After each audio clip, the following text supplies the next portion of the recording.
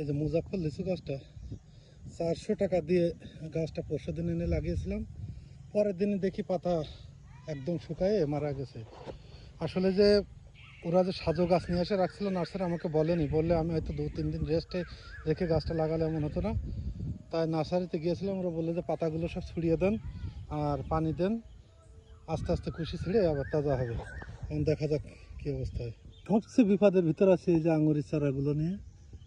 10টা চারা এনে রাখছি, কিন্তু এই মাটি অর্ডার করেছিলাম এক গাড়ি বেলে দোআঁশ মাটি, মাটি এখনও না পাইনি, যার কারণে এখনও লাগাতে পারিনি।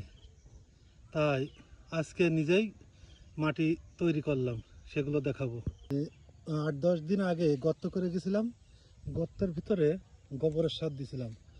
আজ সিলেকশন বালি মানে মোটা বালি, তারপরে গোবরের সার আর মাটি মিক্সড করে এই যে